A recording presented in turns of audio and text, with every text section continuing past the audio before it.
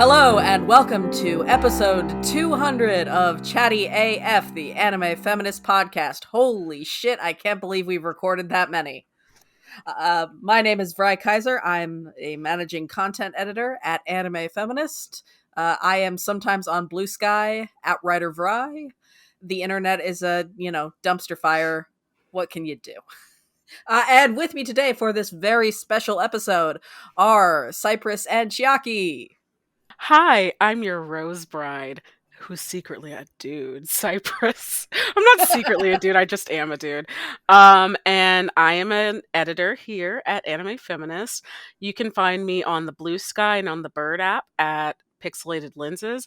Not on much of them either these days, but I'm trying to get back on there. Okay, well, I am Chiaki Hirai, one of the editors at Anifem, and you can find me at Gorogoro on Twitter, at terrible.moe on Blue Sky, and at Chiaki747 on co-host. I am a mess of different stuff right now, so have fun with that. These two very special, talented individuals are here with me today because, for our 100th episode, we talked about Evangelion, and it felt like we needed to do something even bigger and shinier for our 200th episode. Folks who've been longtime listeners or readers, first of all, thank you, may remember that for our very second episode ever, we did an Utena retrospective, just a general overview of the series as a spoiler cast with me and Dee and Caitlin. But we've never done it as a watch along because it's hard to find people who are in our sphere of anime criticism who haven't seen it already and are coming to it with fresh eyes. But also willing to watch it. Yes, also that. You know what? I would like everyone to tip their hats in the comments because Chiaki has given up her claim to the longest running bit by finally agreeing to watch Utena. Cy was just one of, I think, a very common story of they have not yet gotten around to it. Thank you, both of you, so much. Yeah, I'm glad I finally get to get around to it. Yay. I also love that this is right after you two both watched Dear Brother before this, which that's going to be such a great help to you. Mm-hmm. Oh, yeah. Yeah. Yeah. Sorry, Chiaki, I cut you off. No, I'm just saying, man, it's so unfortunate because that was my best bit of just constantly saying, I've never watched Utena. I have no intention of ever watching Utena, and I don't want to watch Utena. And also, I've already watched Utena just through everyone else talking about Utena. I don't need to watch Utena. Sorry you have to give up your wonderful sense of humor around this show. It's fine. Truly, it is a sacrifice that I only had to badger you about it a little bit. So you really do have the thank from the bottom of my heart, because where else was I going to find somebody else who hadn't seen it yet that also we would want to talk to? Oh my god. Brutal. That was meaner than I meant it to be. It's funny. But yeah, so I guess what are your two's experience with the show, just from what did you know about it before we started watching it for this? Pink hair. Anthy is Indian and Japanese. Roses. I think that's shockingly it. I didn't really know a lot about this. I know it's every queer person's favorite show. So I just felt really left out. But I did not know a lot about it, honestly. It's one of those shows that I think is so ubiquitous among a certain community that it can be really intimidating, which I think is partly why I wanted to come back to it in this format, which for folks at home, this is going to be a newbie-friendly discussion. It'll probably be about 6 parts, including the movie. But we won't be discussing anything outside of the episodes we're discussing per episode, which today is 1 through 12, just to get the Student Council saga out in a brick and leave us more time to get into the heavier later material. But this is designed to be a safe discussion place for folks who have heard about Utena and just haven't, for whatever reason, had the time to get around to it, but have wanted to. So if you're, if you've already seen all of it, please be respectful of that in the comments, especially because this is a series that has pretty significant late game spoilers.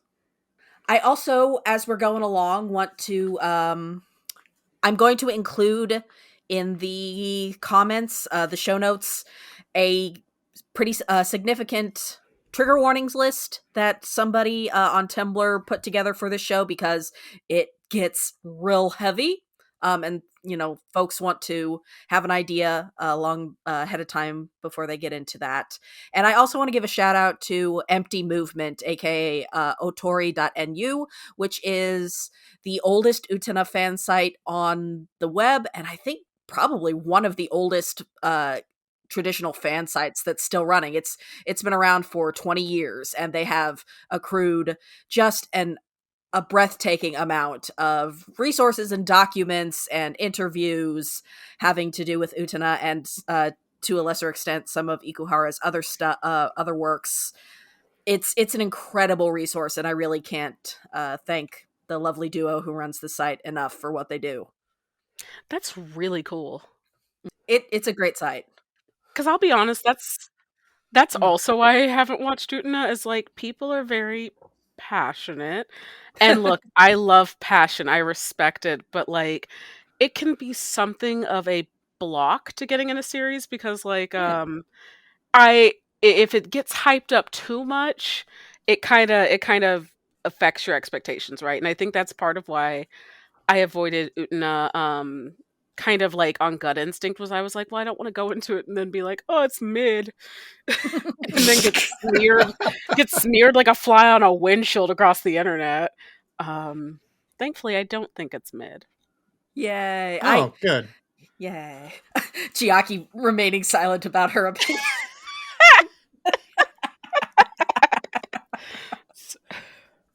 Well, I mean, okay, here's the thing. Like, y'all have been telling me to watch Utena so many times. So I finally picked it up. And I wasn't expecting it to be about like 8 guys at a temple in Japan. And it was surprisingly recent. So I'm surprised everyone's seen it. Like 2019. That's like a really recent show. You are sending people on a Google rabbit hole that will not have satisfactory results, but I support you. Hey, you know what? Namami Dabutsu Utena is an okay show. It had Don't know where the car comes in. I'm guessing there's like a tie-in with Transforming Girls. Like that's I'm not sure, but keep watching, you'll find out. Okay, but I mean, I did watch Burmeal and Gold, and that's basically the same thing too, right? You thought you were gonna be in control of this podcast. No, I can't. No, I love play that you with do not. I love this. I mean, so many shows across the world have referenced Utena in the 20 plus years since it came out, that you could do this conceivably for every single episode that we do. So frankly, I support you and your dedication. Yeah. I will also chime in that I regret to inform people, I call it the villainous walk instead of the Utena walk from the opening, because I saw it first in I'm in Love with the Villainous, when they're like walking towards the school and there's like a crowd of people in the opening. Sorry for that. Yes, events occur in the order in which I perceive them. I understand. Feel real bad about that one. I was like, oops. Gotta reframe my mind. It's fine. But yeah, as far as my expectations go, I feel like I've watched and read and seen enough discourse that I feel like I have a good feel on what the show is going to be like, what to expect from it. I know the tropes, but it is something that I'm seeing in its sequence that it was meant to be shown for the first time in the context of all those funny clips and gifs I see online. Like they are now being put into context. Oh yeah. Oh yeah. I'm gonna be very interested in your takes as we go forward, because I think Utena is in an interesting place now culturally, where a lot of what it is doing as a show is responding both to fairy tales, including Western fairy tales, but also to the tropes of like classic anime and particularly classic shoujo. You know, the first episode includes shot for shot a reference to Kaoru playing basketball in Dear Brother with Utena, that kind of thing. It's And so those, good. it's really good. And those, a lot of those themes are going to come back up under a critical lens. And I think having that really enriches this show, but also, you know, now we are in 2024, it'll be when it comes out, sweet Jesus.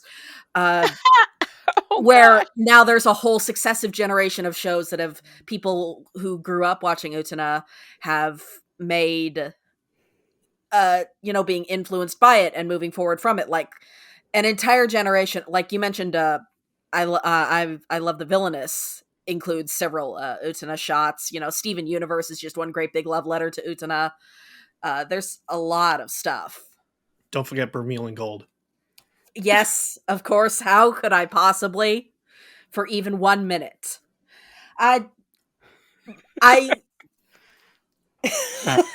God damn, you're too good at throwing me off of my shit. Peter can cut all this. But before we get into so to set folks' expectations at home, this is going to be kind of a vibes based episode. You know, in order to keep this series to a manageable length, we decided to put all of the student council episodes in one, just because they tend to be the most on their face. But because that's also simultaneously a lot to cover, we're just going to kind of bounce around and talk general vibes.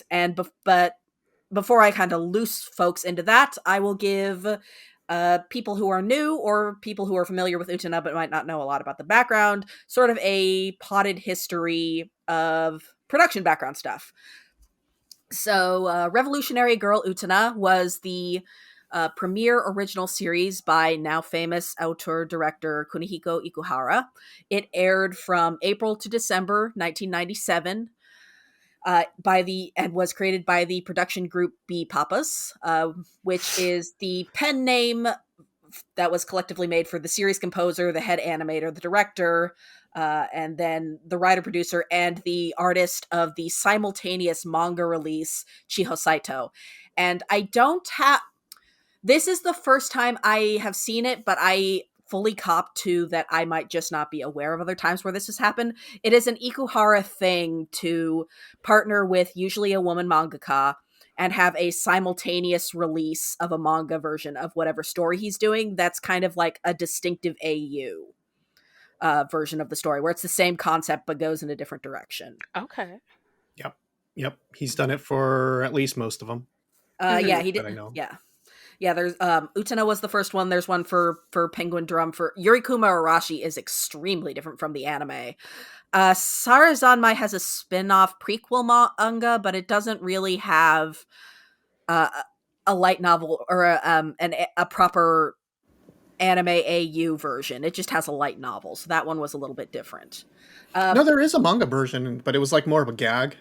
Yeah. Reo and Mabu. There was Reo and Mabu, which was sort of kind of a daily life prequel thing. Mm-hmm. And then there was an anthology, but I don't think there was ever like a proper manga adaptation of the anime. Right.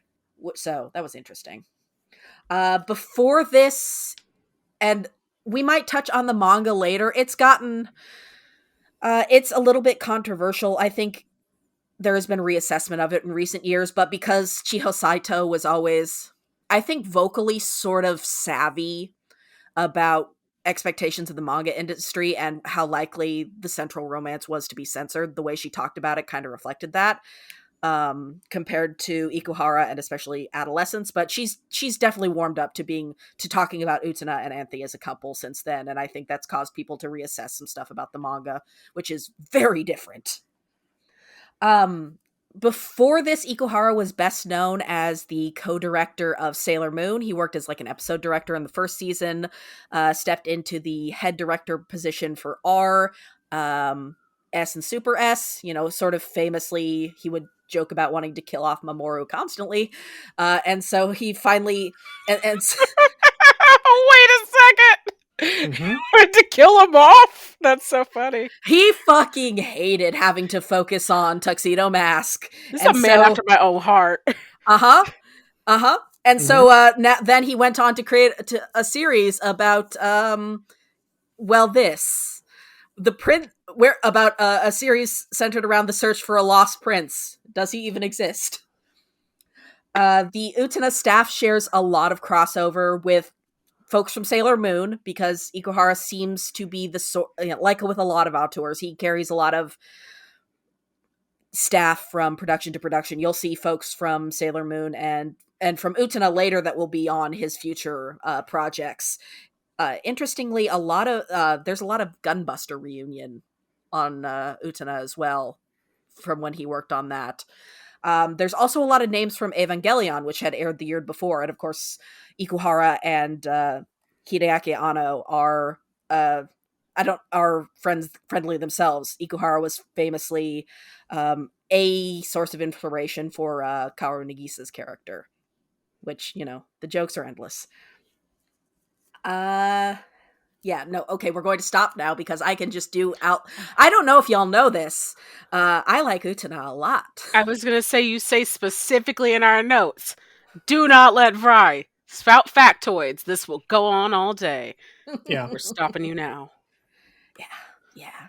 We've already we already mentioned that Dear Brother will be a series to think of. If you've not seen that, by the way, you really, really should. Or at least, go back and check out our other watch-along podcast, because it's a really, really good classic shoujo series and really influential proto-Yuri series. It's a big deal. Good. It's so good. So good. I appreciate that. Another thing to keep in mind as you're watching along at home is that Ikuhara cites Belladonna of Sadness, which just got rescued by Discotech, as the reason he became an animator. So there are a lot of explicitly feminist influences going into Utena, even at the time that it was made. This is not that is very much percolating in the production of this series. It's not just that it's like a series that was reassessed later and people were like, wow, there's a lot of gender in here. This baby can hold so much gender. Mm-hmm. It can hold a lot of things. God, it yep. Sure can. Yes. All right. So I guess to get started in the vibe, do you all have a favorite character so far?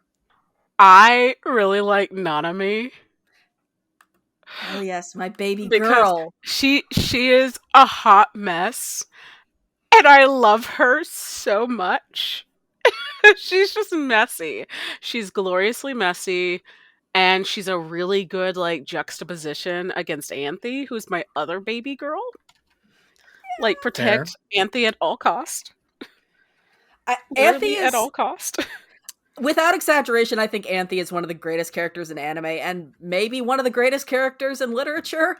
She's truly a superb figure. Mm-hmm. Yeah, she's fucking great.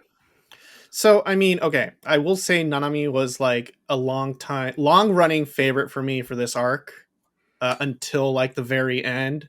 Until the kitten? Yeah. Oh, yeah. God, then I was slam dunking her into the trash right there. I was like, fuck you. No, that's fair. Yeah, I mean, I guess Mickey, I don't know. He's a good soft boy. Yeah, he's a good soft boy. He's a good soft boy. With a tragic past, because he got measles. Oh, it was really sad. He got sick so hard it traumatized his sister for life. I want to say, I'm watching the dub. Why? No, you have to stop. You have to stop. You cannot stop me. You have to stop. You cannot stop me. You will have a bad time. It's a bad dub. Oh, it's so bad. It's so bad. I'm literally the voice actress begging of Misty is Utena, and they mispronounce her name all the time, and it's so good. It's so bad. Genuinely, as this gets more serious, you are going to have a terrible time if you do not switch over to the subcast. Oh boy. Well, I'm going with On my knees. I'm going with what Crunchyroll provided me. Which, by the way, want to call Crunchyroll out for being super ableist? The dub does not have subtitles. I mean, Oh okay, yeah, you can turn on the Japanese No. track, and it will have English Wait, subtitles. it wasn't showing. Okay, anyway, we're gonna talk about this off mic about how it wasn't showing me the Japanese when I went to click. Oh my god. But I'm watching it. I watched this first arc in English, and let me tell you, it's a riot. Yeah, listen. I love that you love to watch dubs because I don't always default towards them, but this was a Central Park Media dub, and it is Oh, it's bad. famously nightmarish. Oh, it's bad. Mm. Mm. It's my Although Crispin Freeman as Toga is pretty good. it's my garbage, and I am rolling around in it like a raccoon. It's so Oh bad. dear. Oh wait. It's not worth watching the whole arc in English, but I will say also that Dan Green as Mikage is shockingly good. The next arc, which is rude. But yeah, which by the way, other interesting story about this is that the release schedule of this series in English was really weird. In that it was these first 12 episodes were released on tape in 1998, the year after it had aired in Japan, but because of weirdness with the rights, the US did not get the next two arcs for another 4 years. Fucking brutal. Mm-hmm. Sorry, I shouldn't be laughing so viciously about that, but like, wow. Could you imagine? Yeah, I mean, sort of, in that I watched this show as a teenager during, like, the brief hiccup where it was unlicensed, because it went out of print and all the DVDs got super expensive in 2009 when Central Park Media went out under, and then it got rescued by Nozomi, who did the really, really nice box sets in 2011. And so I started watching it in 2009, and it was at that point so hard to find that I was watching it on really just virus-riddled websites with Spanish subtitles, and that was the point at which my Spanish was strongest, and I was maybe reading at a 4th grade level. That is... That sure is something. Oh my god, that's so funny. That's dedication right there. That's the word I wanted. Yeah. By the way, just as a shout out, we don't keep track of each other as much these days anymore, but I'm watching this series on DVD, the Nozomi DVDs, because a friend of mine found out I didn't watch Utena and was vehemently saying I won't, that she literally gave me the Nozomi box set and told me to watch them, and they have collected dust on my bookshelf for years, like 4 years, and I am finally using them. So thank you. And now they're out of date. Actually, not that it matters to you, but the very nice Blu-ray sets that came out a couple of years ago, of which I have the very fancy $250 box that has Recreation Rosecrest rings. I'm very normal. They have slightly updated subtitles, just in a couple of places, including one pretty late in the game that we will talk about when we get there. But you know, you waited so long. It's fine. I'm not paying attention to the subtitles anyway. Yeah, just like I'm watching the dub, Chiaki's doing her own thing too. Chiaki, they officially just managed to trounce your entire bit, your entire troll bit. Holy shit. And you know me. I'm gonna stick with it. Everyone. Please I'm don't. watching this dub begging you. I'm literally begging you. I'm gonna watch this dub to the end. Please, Jesus Christ on a cracker. I'm gonna be sobbing, have totally out of context thoughts. Oh, I can't wait. It's gonna be great. Oh my god, I am going to beg you off of camera not to do this. Please. Please. Jesus H. Christ. Don't we have to move on to, like, favorite characters for you, Vrai? Did you say who you like? No, I don't. We can't move on. We can't move on because now I have to tell you the story where Crispin Freeman had to tell the dubbing crew that Jury was a lesbian because they couldn't figure out what her deal was. That's the people who were dubbing this show. Yeah, like it's really funny in the dub because they cannot get Utena's last name right. And I don't think it's a hard last name to pronounce. No. Like, it's just Tenjo is pretty easy. Yeah. Oh, you want to know what they call it in the dub? I do. Tenju. You know, No, good old Tenju. It's so you do this bad. to hurt me. It's so bad. It's so funny. Oh, God. It Oh.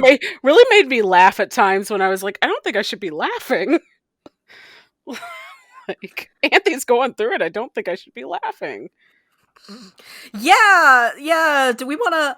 So I feel like that's one of the biggest um barriers for younger viewers that I've seen talked about is just the sheer amount of physical abuse Anthy gets early on Oh is Yeah. my pretty god. brutal.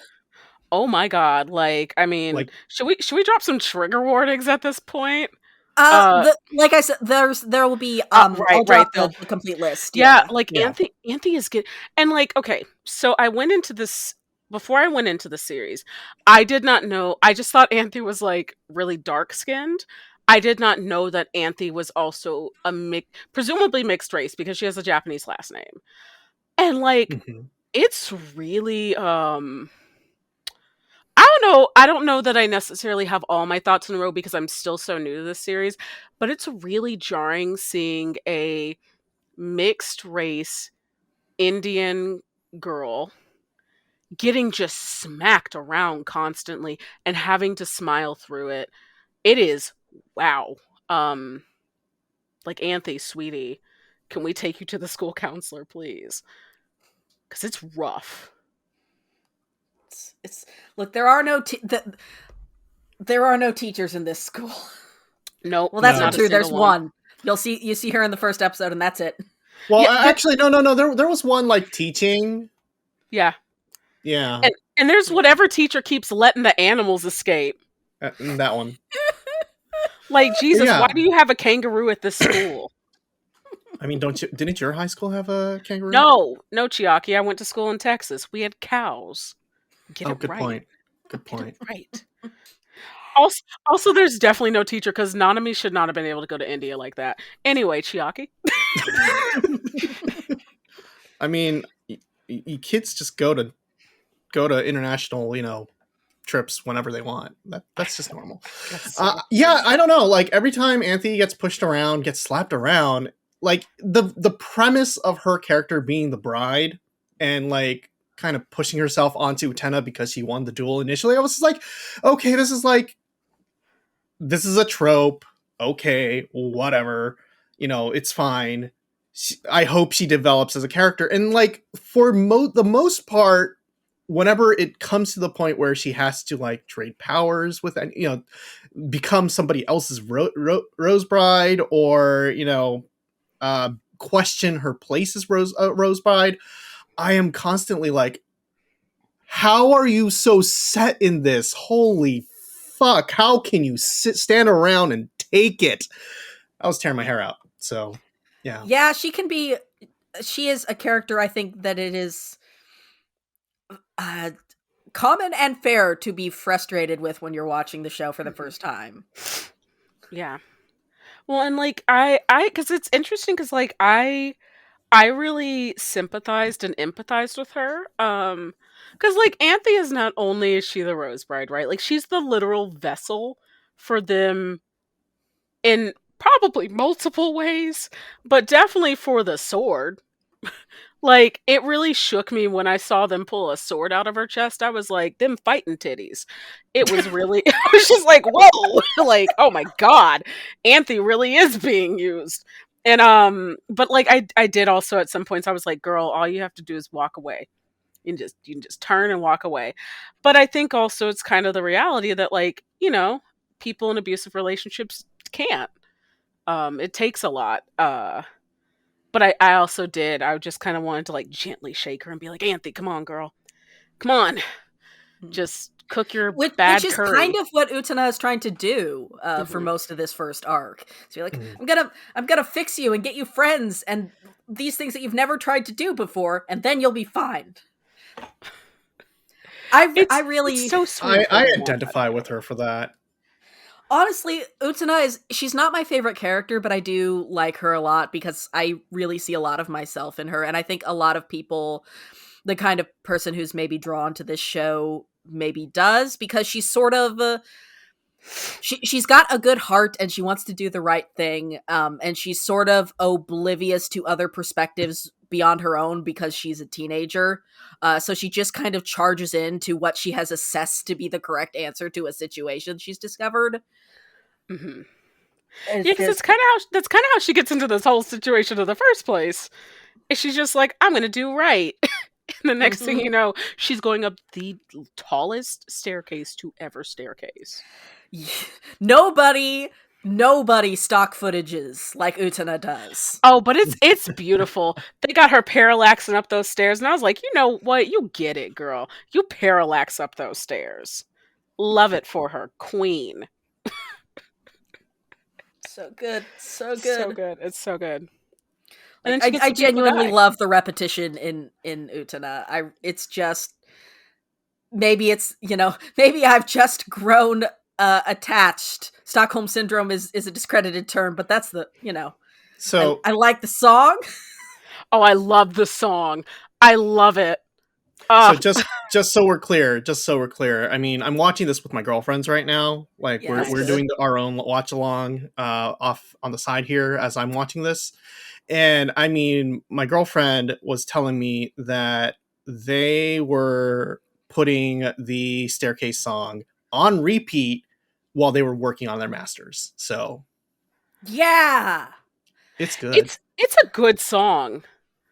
Like, I'm gonna start walking in the grocery store to that. I'm gonna defeat those groceries.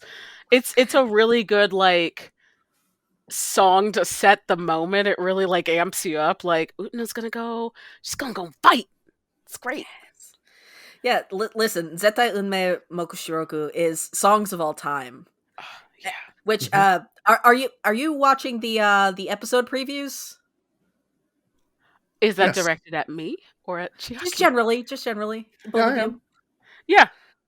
I just, because so, like, I know that I have skipped them for shows, but like this is one of those series where you just there are interesting little factoids in there, including, like, they've got cute banter during the next episode previews, but also Anthy always ends hers with the absolute destiny apocalypse, so it's relevant. Yeah, fair. I will actually throw what has to be a baffling, incomprehensible statement at both of you now, in that one of my favorite characters is Saionji, actually. Okay. No, that's fair. I can see it. I can see him becoming a thing. Okay. I'm glad that only one of us made a snap judgment about Vrai. Listen, it's fine, it's fair, and I accept this. Yeah, I mean, horrible. Like, I was gonna say he's not a nice person. No, he's a horrible misogynist. Oh, yeah. Yeah. No, I hate him. I hate him passionately, and I think he sucks. He should have stayed a monkey. Oh my god, okay, so you said that. Can we talk about that episode real quick, please? We're talking vibes. We're talking vibes. Nanami does her fucking eat, pray, love for this curry powder. And okay, I'm not gonna lie, so in the dub, anytime someone in India talks, we can surmise what they sound like, right? We can all guess. But also, I kept dying of laughter because that elephant gag. It's good. It's funny. So good. It's when the elephants are surfing. It's so good. It's you. Both of you have seen Sailor Moon, yeah? No. Oh, yeah. Are we doing? Is our 300 episode 300 watch along going to be forcing Cy to watch all of Sailor Moon? Fucking maybe, if that's how I have to do it. I was going to say, for folks at home, one of the really prominent episodes that Ikuhara was an episode director for before he stepped into the series director role is the Rhett Butler episode. So he's really, really good at wacky animal comedy. Oh my god. Wait. I said, oh my god, like I understood, but I don't. Is it an elephant? Is Rhett Butler an elephant? Rhett Butler is an adorable fat cat. Oh my god, yay. No, the animal comedy was delightful and very enjoyable. All for it to come to the fact that like the curry powder was at the school. It was just Anthy's cooking, which I love. It's so I goofy. I think that the relationship between Anthy and Nanami is one of the most interesting things to watch as the show goes along. Honestly, it's my favorite. Yeah, Okay. though Nanami is mean to Anthy. That She's whole horrible. Yes, that dress she gave her, like, girl, how are you gonna give her a dress that dissolves? because she's Rude. horrible. Yeah. Yeah, I mean, like that I expected as okay, that's pretty typical in terms of villainous, horrible, Hmm. bullying things, right? Yeah. I don't like that I keep feeling like she's gonna kiss her brother. Nanami, that is, not Anthy. I don't know, maybe Anthy's gonna kiss her brother too. Who knows? Who Um, knows? but Who I knows? don't like that Nanami has big I want to make out with my brother vibes. It's very uncomfy. Oh yeah, listen, the incest, like the weird brother complex, sister complex stuff, because Miki's got that with his twin too, is not going to go away. No! Because No! dear brother is a major influence on this show. Oh yeah. Hmm. Oh no. Okay, yeah, it all makes sense. Never mind. I'm cool with Like, it. and to be fair, I will reassure you that this show is doing that on, like the stuff with Anthy being notably darker than the rest of the cast, Hmm. and being, really the school punching bag. It's doing this kind of uncomfortable incest stuff with an eye towards critique and examination, but that doesn't mean it's not like uncomfortable to sit through early on, and I get that. Okay. Okay. As long as there's no like I I call it doing the Queen Victoria where like you marry your first cousin. Or the Queen Elizabeth if you want to be savvy and do like your third. And I'm just like slowly there's a slow creeping fear that I'm like gonna open an episode and the title's gonna be like Nanami gets it on with her brother. And I'm gonna be like, I gotta watch this for the podcast though. Like it's she's very into her brother in a way that I as an only child hope that no one's into their brother like that. Yeah, Yeah. so the thing I find as somebody who has much older brothers, I've always had an especially resentful relationship to the like brother complex trope, Hmm. because I think it's a something that appeals to people. Actually, so the Utena box sets have these amazing little this amazing little booklet with it that has like director commentary for each episode, and there's one for one of the Miki episodes that talks about Ikuhara sort of musing on like incest in anime as like this thing where like you're drawn to somebody who will never leave you and is like, I'll find that quote for the next episode.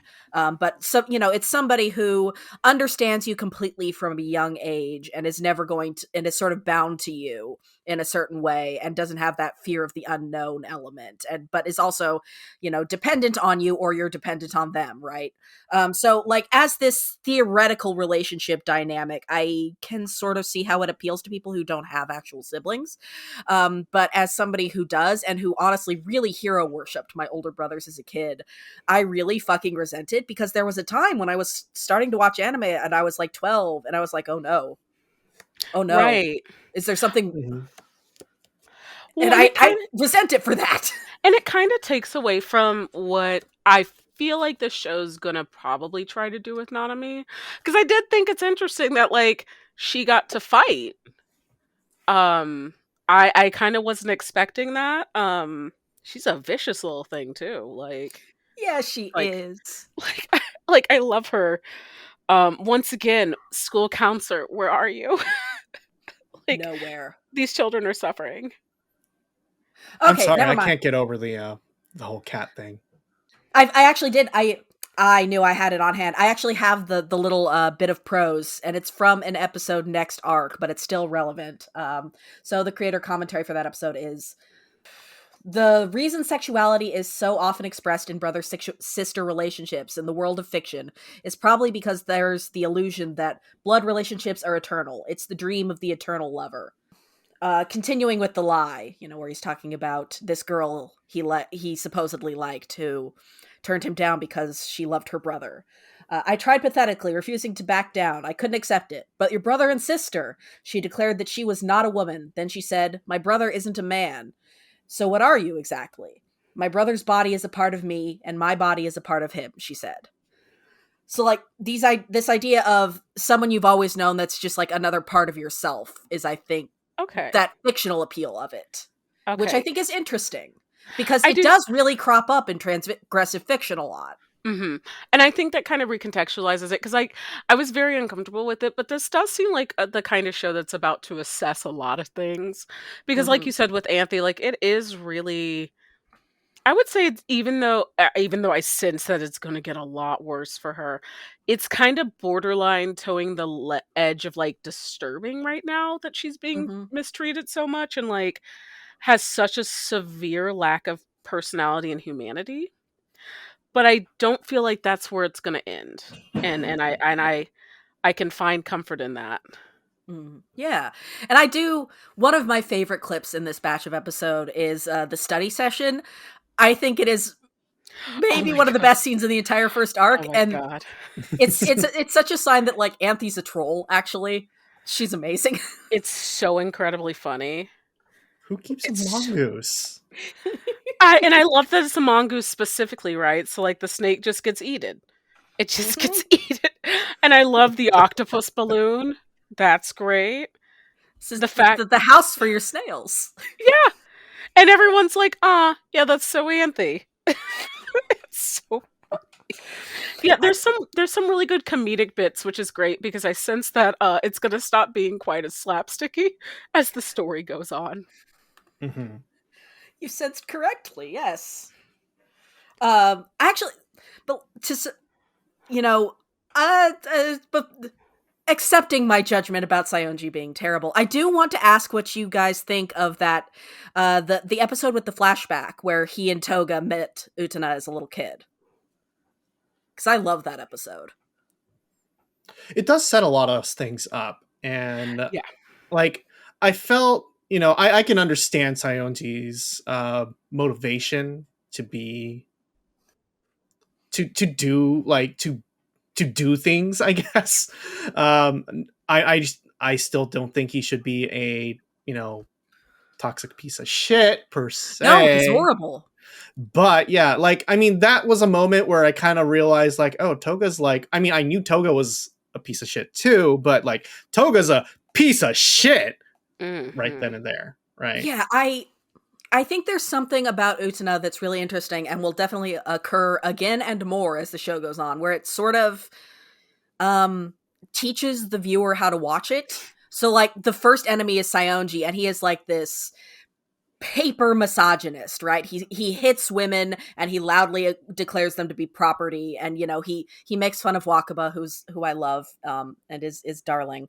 And he's a really easily identifiable villain, right? Right. And then we move on into Miki, who who sort of deifies Anthy and doesn't really see her as a person. She's like a replacement for the sister-shaped hole in his life, but he's not seeing her as a person, and that's a misogyny in a different way. And then you have sort of Juri's internalized misogyny, and you have Toga, who is this manipulator who is hiding behind the guise of being pro-woman, which a lot of people get confused by the line about him declaring himself a feminist. My understanding is that in Japan, particularly in the 90s, feministo as a loan word is more about being chivalrous towards women. So it's not as we would put the understanding on that word. Yeah.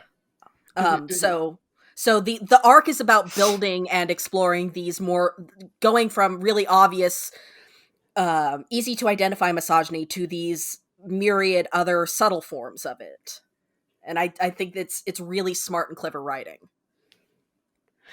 Yeah, I do feel like there's a lot of table setting being done, because, like, you kind of get your, like, starter pack of what villainy can look like. But it's pretty clear that, like, don't expect villainy to look like this always.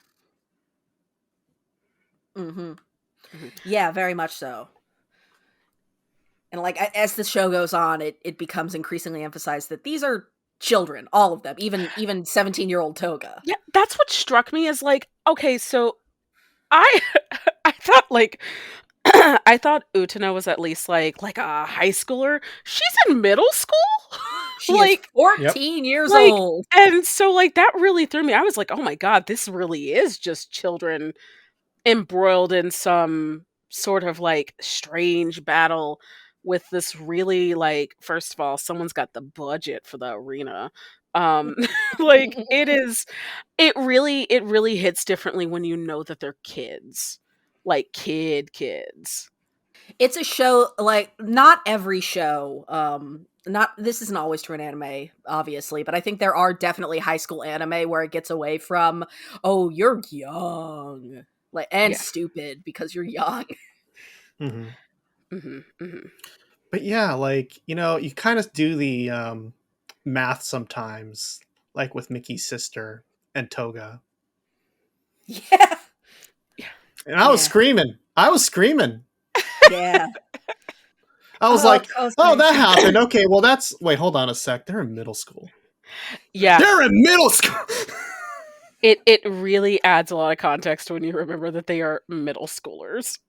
Like, it's 3 years, but it's a particularly big 3 years. Yeah. Why? Oh, yeah, don't worry, we will have a chance to come back to the sort of secondary cast, as it were, next time around. Uh-huh.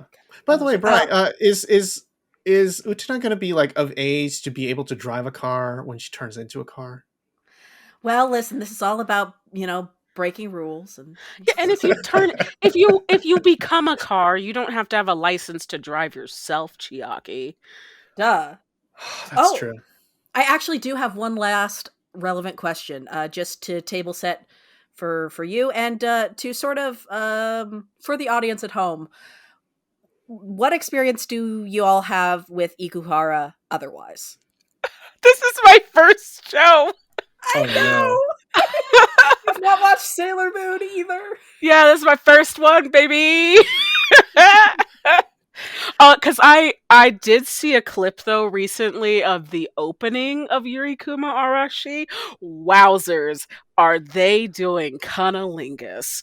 They sure are. Wow, wow, wow, wow, wow, Wow, Listen, wow, wow. listen, we wow. can stock that away for a future episode. They are licking the dew off that lily, if y'all know what I mean. Like Jesus Christ. So I'm gonna watch more. Like Hmm. clearly this is not my end with him. Mhm. But you didn't you haven't seen Sarazanmai either, right? Because that was the one that's been That's airing, the in the post streaming era. Yeah, that's the butt balls one, right? The kappas. Yes, it sure is. It is the butt I ball have anime. not seen It's that. about concepts and shit. Yeah, I haven't Yeah. seen it. You So, and Okay. Chiaki, is Sarazanmai the only one of his you've seen? Am I right? Well, okay. So if you're talking technicality, I have watched most of Sailor Moon, so I have seen his episodes, especially including R, right? Yeah, And especially the R movie. Like that one was a huge trial run for a lot of the stuff he does mhm. in Utena and, as I understand, Penguin Drum. And I mean, I haven't watched Yurikuma Arashi, but I did watch Sarazanmai. I actually haven't watched Penguin Drum either. Neither have And I. High that five. I've been is, saving it yeah, for the high podcast. same. five. That is definitely my, it's on my list, but I can never find time to actually sit down and watch it, kind of thing. Right. Yeah. Yeah. Yeah. So I don't know. That's exciting to me. Because he's one of those guys that really has his set. He has his set of pet tropes that you can sort of trace across works. So not having that as like a cheat sheet, I think will be interesting and fun going Hmm. as we discuss other episodes. Actually, though, like I've seen enough of Osmosis with Penguin Drum and through Sarazanmai that I kind of get what his tropes are at this point. Yeah, I Right. think you are much more prepared, as it were. Yeah, because a lot of this watch is, interestingly for me, it's comparing it a lot to where I've seen these things in American media, specifically, Yeah. and like that, it is really interesting seeing how many people were influenced, nay, traumatized by Utena. Like, It's beautiful. it's so good. It's so Oh, good. I'm so happy you're excited about it. I really Oh, am, like, delighted. I'm so jazzed. Like, I am going to go to sleep again tonight just thinking about climbing infinite stairs and looking at That's the a camera with a nightmare. really serious face. Were Oh, there any climbing subject stairs. Ugh, couldn't be me. Yeah.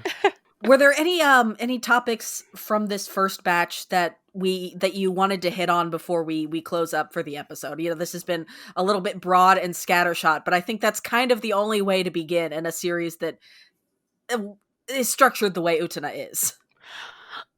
I'd like to touch a little on Utena's gender because Oh, so that much gender. that that was really interesting to me because so from just looking, I was like, okay, Utena, before I even went out, I was like, Utena kind of looks like, now today we might say like he him lesbian vibes. Mm-hmm. Um, Hmm. but it's really interesting watching the dub because every once in a while Utena will just be like, I should get a boyfriend, and I'm like, should you? Should you? Should You know, you? I don't think she says that really in the Japanese. Okay, so I've got a switch. Okay. The well, the her recurring line in the sub is that, you know, I'm just an ordinary girl, basically, Yeah, with that connotation of Oh. I should get a boyfriend. Oh Like, yeah, I think that's built into the true. line. they have her outright saying like I should just get a boyfriend, which Mhm. feels different, right? Because like I look at Utana and I think there's no way this person is straight. They just don't realize it yet. I But mean, but the if you, dub really wants you to believe like she's bad right now. I mean, she's definitely heterosexual, right? Oh, she's so heterosexual. My Oh. God, the heterosexuality s- on this girl. Well, this is going to be the worst watch ever. No, but like, I really do think Utana's character is interesting in this, that thing that I think a lot of queer kids go through, where like, you're obviously flagging as queer to Mhm. observers, but you aren't ready to face like the sheer amount of shit you're about to get, so you pretend Right. that you are normative still. And I think she goes through the lip service of that, like, a lot, despite Yeah. the fact that she likes the princely aesthetic. She really reminds me, so like I went to a high school in a district where we had standardized dress, and it wasn't a uniform in the traditional sense is always how they spun it. It was just like, to equalize everybody and make everyone feel like we're all from the same socioeconomic status, which is, BS. Um Right. and so like one of the things I would do to bend the rules was like I would wear neckties and do these things that were, now that I know that I'm trans, mask are really obvious to me what I was doing. But like I would also skirt the uniform rules, and I would also be like, well, in the handbook it says there's nothing saying I can't do that. And there's even a scene at the beginning where she says like, oh, handbook doesn't say I can't wear a men's uniform. Um Which but like she's not, she's wearing little bike shorts, and I She love that for I was her. gonna say, like, Utena's Utena's got bike shorts and a fancy jacket, and even when she like transforms, there's just like a little ruffle on the jacket, but the bike shorts, those stay. And it's it's so funny though because like I was like, I don't, maybe this is the perspective of having been queer most of my life, but I was like, I don't know how anyone could look at this character and think, ah, she's never thought about smooching a girl. But also like it's and this might be, I don't know if people do trans ratings of Utena. I'm sure that they do. Um Utena does not also seem cis to me. And I don't know if that's gonna play out because I think this is the wrong era for that. But that one's also interesting.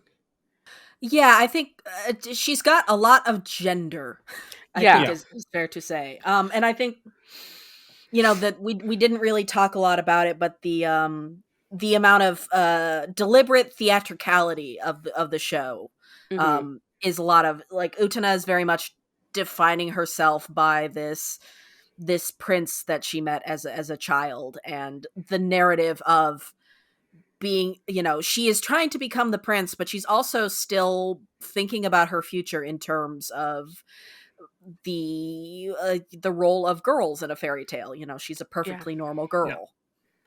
I mean, there is always that question that trans folks sometimes ask themselves is, in my case, it's like, do I want to date her, or do I want to be her? Yep. Yeah. Exactly.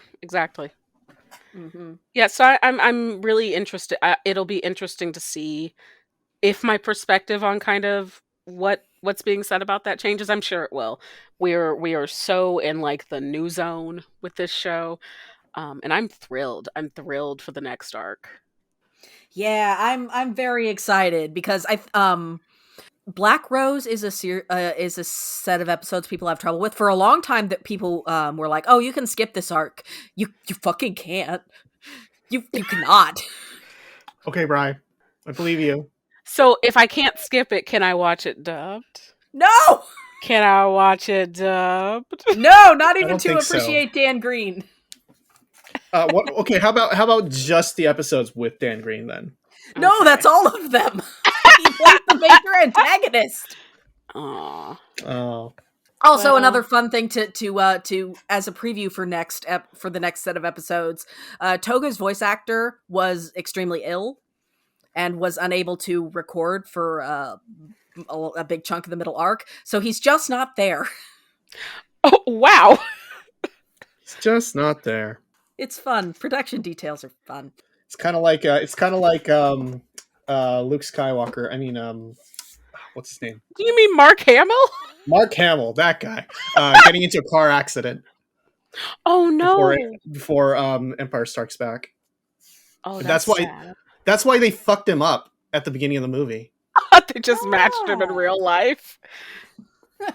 That's so funny. All right. For folks at home who are watching along with us, next episode we will be watching episodes 13 through 20. So not quite all of Black Rose, but it's going to start getting so dense that I think we are going to want to dial in for a more focused discussion. If you would like to support the show, please head over to our Patreon. It is patreon.com/animefeminist. Or if you don't want to deal with Patreon's bullshit, we are also on ko-fi.com/animefeminist. Even $1 a month really helps us to keep things running because our writers are tired and overworked, and we want to pay them more money. And we want to continue to bring content like this to you, including the episode transcript for this podcast right here.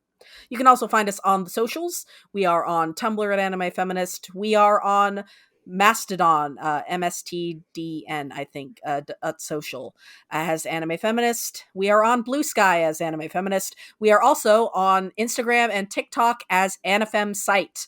Thank you so much for coming along with us on this one, folks. Please share your thoughts in the comments. I think this is going to be a really, really fun discussion. And until next time, remember, break the world shell. There you go. You got it. Maybe I'll switch over to the dub for the next arc. Why? Join me! Join me!